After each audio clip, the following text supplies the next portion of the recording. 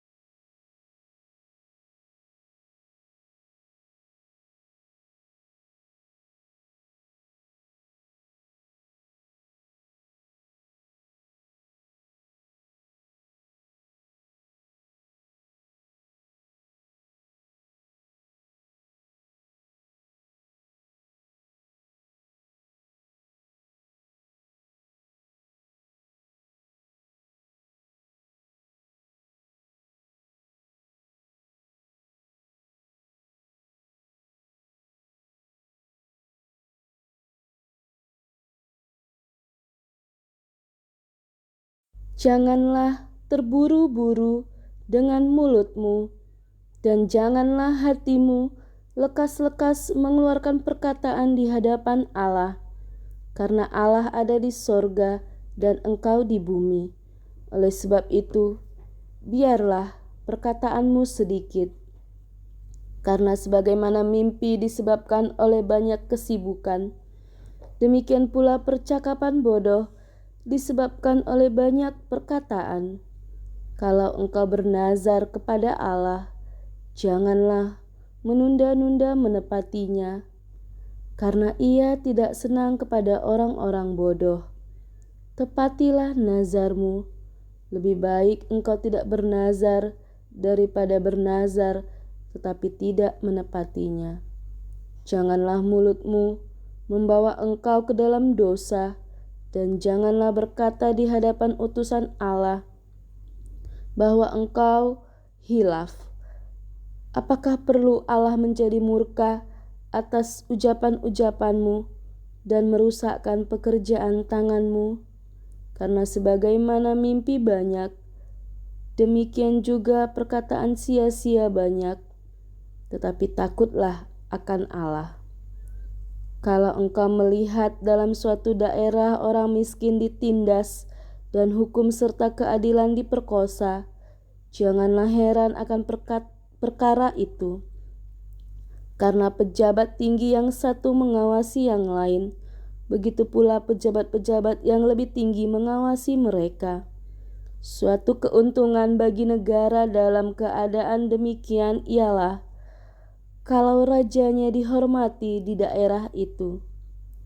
Siapa mencintai uang tidak akan puas dengan uang, dan siapa mencintai kekayaan tidak akan puas dengan penghasilannya.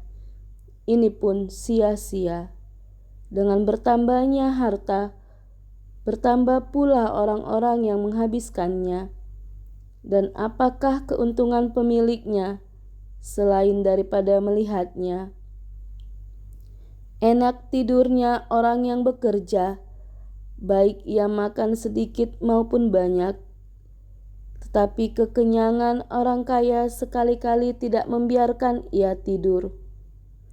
Ada kemalangan yang menyedihkan kulihat di bawah matahari. Kekayaan yang disimpan oleh pemiliknya menjadi kecelakaannya sendiri. Dan kekayaan itu binasa oleh kemalangan, sehingga tak ada sesuatu pun padanya untuk anaknya. Sebagaimana ia keluar dari kandungan ibunya, demikian juga ia akan pergi, telanjang seperti ketika ia datang, dan tak diperolehnya dari jerih payahnya suatu pun yang dapat dibawa dalam tangannya. Ini pun kemalangan yang menyedihkan. Sebagaimana ia datang, demikian pun ia akan pergi. Dan apakah keuntungan orang tadi yang telah berlelah-lelah menjaring angin? Malah sepanjang umurnya ia berada dalam kegelapan dan kesedihan, mengalami banyak kesusahan, penderitaan, dan kekesalan.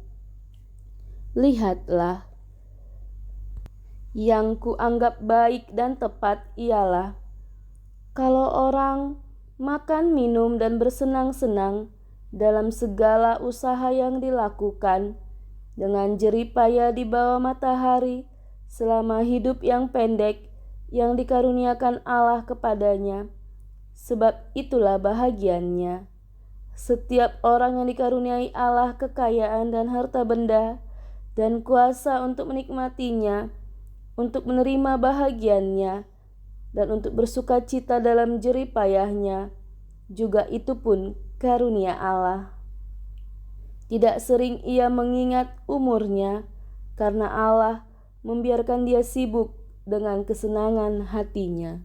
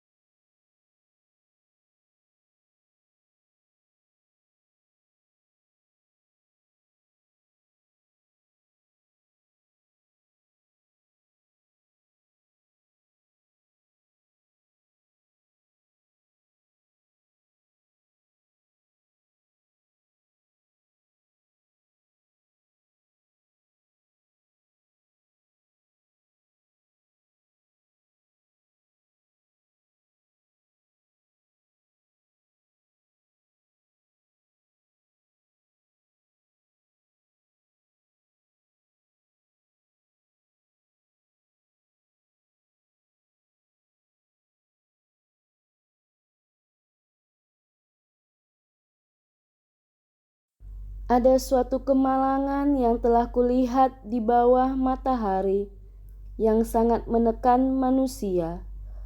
Orang yang dikaruniai Allah kekayaan, harta benda dan kemuliaan, sehingga ia tak kekurangan suatu pun yang diingininya. Tetapi orang itu tidak dikaruniai kuasa oleh Allah untuk menikmatinya, melainkan orang lain yang menikmatinya. Inilah kesia-siaan dan penderitaan yang pahit.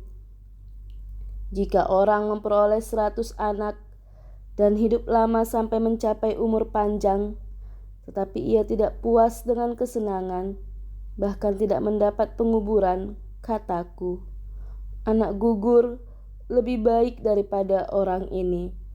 Sebab anak gugur itu datang dalam kesia-siaan dan pergi dalam kegelapan, dan namanya ditutupi kegelapan. Lagi pula, ia tidak melihat matahari dan tidak mengetahui apa-apa. Ia lebih tentram daripada orang tadi. Biarpun ia hidup 2 kali 1000 tahun, kalau ia tidak menikmati kesenangan, bukankah segala sesuatu menuju satu tempat? Segala jeripaya manusia adalah untuk mulutnya, namun keinginannya tidak terpuaskan. Karena apakah kelebihan orang yang berhikmat daripada orang yang bodoh? Apakah kelebihan orang miskin yang tahu berperilaku di hadapan orang? Lebih baik melihat saja daripada menuruti nafsu. Ini pun kesia-siaan dan usaha menjaring angin.